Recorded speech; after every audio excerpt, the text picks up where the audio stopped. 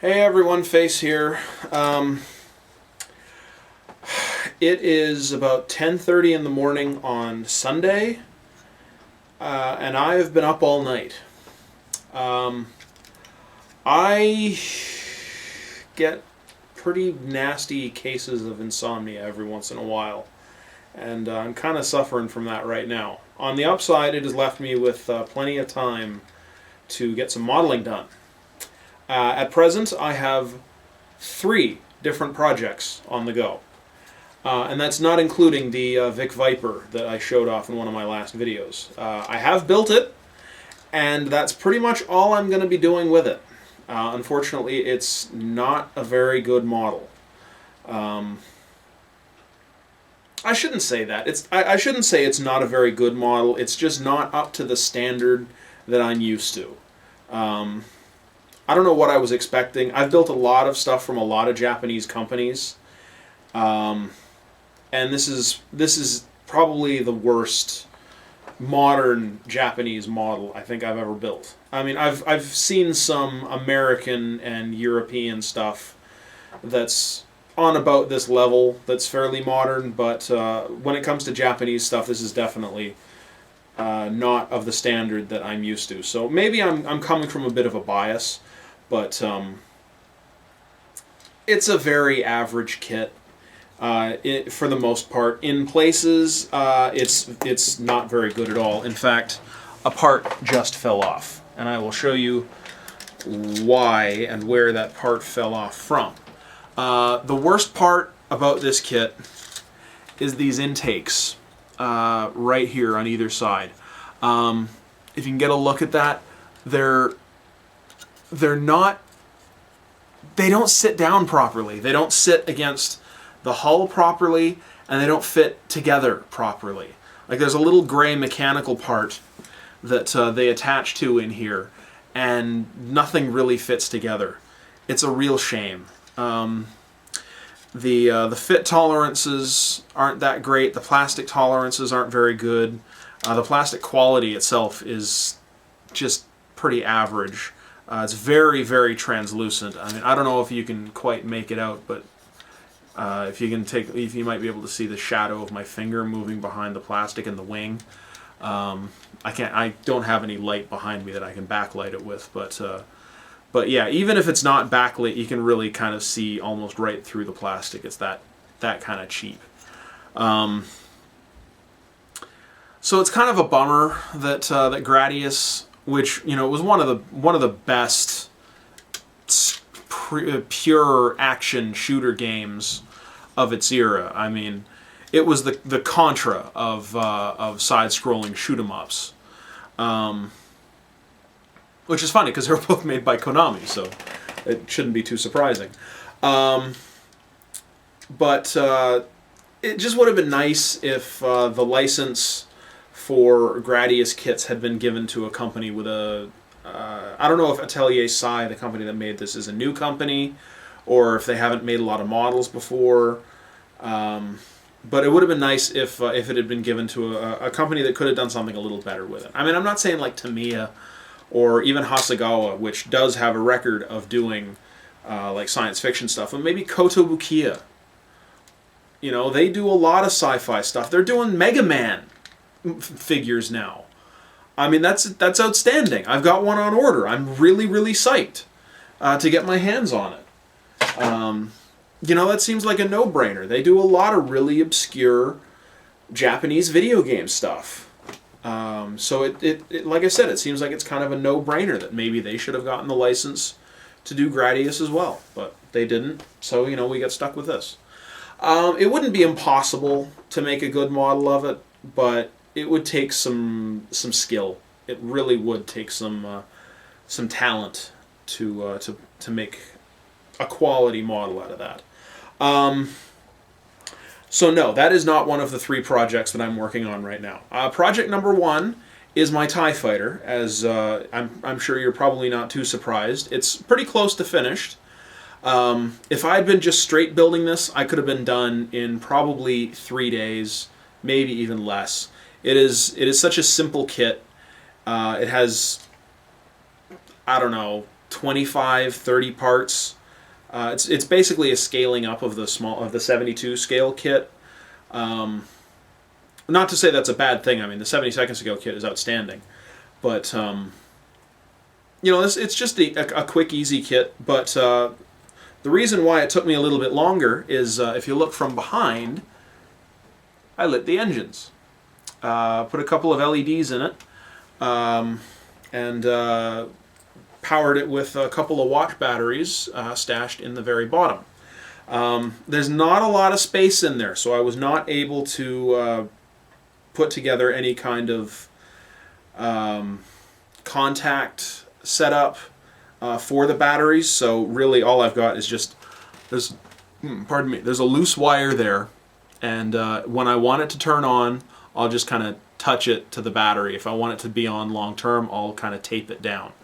But like I said, there's really not a lot of space in there, so even to get the batteries out, got to use some tweezers, because I've got these giant freaking sausage fingers that just don't really work all that well in tight spaces.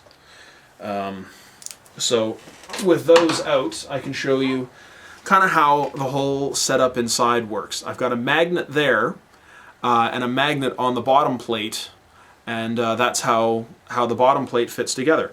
But yeah, there's just the one little wire, and then there's another wire that's kind of carefully placed at the very bottom to act as the positive contact. But the magnet fits in place and seamless. It took a lot of work to get that to fit that precisely. Let me tell you, a lot of time spent shaving down plastic to get it to fit just so. So yeah, that's pretty close to finished. I've got a special way of mounting it to a base that I actually got from an issue of Fine Scale Modeler, circa maybe 2004, 2005, I forget. They had an article about the 72nd scale kit, a creative way that a builder mounted it to a base. Now, if you read Fine Scale Modeler, I know what you're probably thinking. A science fiction subject in FSM? The hell you say? What sorcery is this? I mean, I know, it's true. They almost never feature sci-fi. I mean, I can count on probably one hand the number of pure sci-fi articles I have read in that magazine in almost 10 years of reading it. But the odd time, you'll see something in there, and that was a real nugget. It's a really creative way of attaching it to a base that totally conceals the support, because the base that it comes with is kind of funky. I mean, it's pretty big. It mounts to the wing struts, and it's pretty obtrusive. I mean, it's fairly typical of fine molds bases. They're all pretty kind of chunky, but I kind of wanted to do mine a little bit different, because I want to make this thing into a diorama. Now, I've already got an X-wing, another 48 scale X-wing on order. It's probably going to be a little while before I get it, because it's I'm coming down after Christmas. I'm still kind of just catching up again. But I want to light it. I want to light the cockpit with fiber optics and the engines with LEDs. So that should be interesting when I get it, and I'll probably make like a Death Star base display, which should be interesting. So I'm excited about that.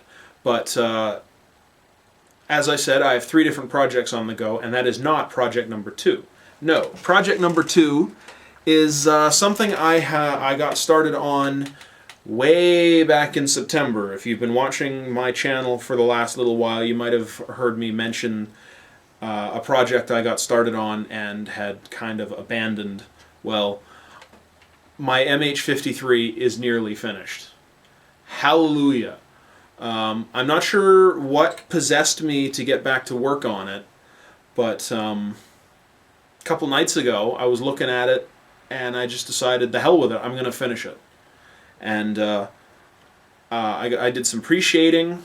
I hit it with another coat of primer, which it really needed. Did some light sanding, did some pre-shading, and painted it with, I believe it was XF63 German Gray, which looks a little dark to me, but that's basically the color that was called out for in the instructions. And I'm an instruction whore. You know, I'm not creative or clever enough to know when to defy the instructions and use my own judgment. You know, I was always told never to use my own judgment in any way, shape, or form. So, yeah. But it's basically ready to be to have the decals applied. I don't have the rotors or the rotor head or any of that stuff handy, or else I would show it off as well. But painting is basically done. So once I do the decals, I will hit it with another clear coat. I will do a wash, some dry brushing, some weathering, etc., etc., and I can probably have this thing finished inside of 2 to 3 days. Which, considering how long I waited to get back to this thing, I feel like kind of an asshole for not finishing it. You know, why, if it's only taking me such a short amount of time, why did I not get back to it sooner? I can't really answer that. When I did my Fine Molds Millennium Falcon, I was kind of the same way. I got a lot of work done on that thing, and then I kind of abandoned it for like a year or a year and a half. I don't even remember how the hell long it was. And then when I got back to it, I was finished in 3 days. So, you know. Anyway, that's project number 2. And project number 3 is actually something I only just started a couple of hours ago and basically decided to do just on a whim. Because I was digging through a box looking for a couple of things, and I happened upon this. But first, let me do a little bit of backstory. I love the Transformers. If you've ever noticed behind me on my desk, I got a lot of Transformers behind me over here. I got more of them over here. I got more of them over here. I got more behind the camera, and a few more over here, and hundreds more in boxes all over the house. Hundreds more that I've sold and done away with over the years. I mean, I've had so many Transformers. It's amazing. I mean, I've been playing with the things. I first started getting Transformers when I was 5, I think. The original series first came on the air when I was 5 years old, and I was into that stuff from day one. I got my first Optimus Prime I think for my birthday or for Christmas that year. And I played with that thing until his legs wore out. So yeah, I'm a big lover of the Transformers, always have been. Right up from the original series, all the different toy lines and TV shows for the most part, right up until modern day, including the movies. And well, that's what I got for you here. This is Megatron, the leader class Megatron, or at least what's left of him, from the last movie, Revenge of the Fallen. I'm battle damaging him to appear more or less as he did at the end of the movie after his final confrontation with Optimus Prime, in which he lost his arm and half of his face and got sliced and diced like crazy. So I went at him with soldering iron, carved out a couple of deep gouges in his armor, broke off some parts with my clippers, and hit him with my Dremel tool to really give him some charred up, scratched up, torn to pieces kind of appearance. And I'm really quite happy with where it's looking right this minute. Obviously, I'm not just going to leave him just like this. I'm going to basically completely repaint him from the ground up. And the way that I'm planning to do it is because he's got so much recessed, molded detail. What I want to do is I'm going to paint the entire thing black, flat black, and then overspray that with silver, basically, for his armor. Hoping to keep as much of the flat black in the recesses as I can. and then do some dry brushing and some weathering, and highlight all the damaged areas as much as I can, and then call them good. And then do some like some carbon scoring and stuff like that. And like I said, basically call them good. Because I basically decided to do that to this one because I didn't really like the toy in the first place. I thought it was it's basically a brick. It doesn't do much. You can't really pose it. The right arm had a big cannon on it, so all it could do was like raise and lower. And the left arm is this gimpy, scrawny little thing. So there wasn't really much in the way of playability with it. I mean, I don't play with my toys; I display them, but it didn't seem like a very good toy. So I figured, what the hell? I got nothing to lose, so I'll just carve them up. And it's not the first time I've done this. I have done this to a great many toys, going back probably more than 10 years at least. But the last one that I did is also from the Revenge of the Fallen toy line. This is my Optimus Prime, which I did. I started about a year and a half ago, and only just recently finished. But of course, I said he was finished a year and a half ago, and then I went and did more. I stripped him down. All the gray mechanical parts were repainted. I can't remember what color, but one of, to me, is metallic silvers. And added a lot of detail, like these armor parts on his flanks. I painted blue and added the flame stripes myself. All the red and blue, though, elsewhere on the body is all original. But what I did do is I added some detail paint, like you can see, to his face. Get a bit of a look in there. You can see like better detail on his eyes and his faceplate. The original paint job on the toy was okay, but it wasn't outstanding. I also I modified his arms. This armor plate on the side here was originally on kind of a hinged panel, and the sword was stashed in behind it, and it would flip out. But I wanted to build a housing for the sword that it would actually project out of, like the fist would retract and the sword would extend from where the fist was, because that's kind of how it works in the movie.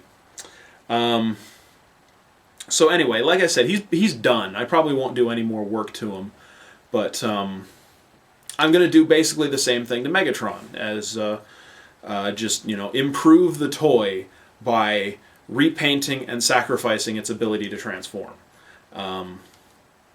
Because I seldom ever transform my Transformers anyway. I know that kind of defeats the purpose of them being Transformers, but whatever. So as it is, that's basically what I'm up to at the moment. It's not often that I've got more than one project on the go at one time, and especially rare that I've got as many as I do. I mean, I can't remember the last time I had 3 different projects going on at the same time. But every once in a while, once or twice a year, I'll just get kind of in the mood and just start plowing through models. It'll usually be like after coming off of a break, like I have been for the last little while. I haven't really done any modeling for the last probably 3 months. I mean, I did my my Battlestar Galactica, which turned out really well. Actually, I don't think I've even showed that off on here yet, but I will someday. But yeah, so basically, like, if I'm ever coming off like a break, I'll usually just plow through like a whole bunch of stuff, one after another, and then trail off to a more sensible pace of like 1 or 2 models a month, which I realize that to some people is an obscenely fast pace anyway, because I know of people who take years to build a single model. But whatever, I'm laid off from my day job right now, so what else have I got to do? So yeah, anyway, that's basically where I'm at right now. There's not much else to talk about.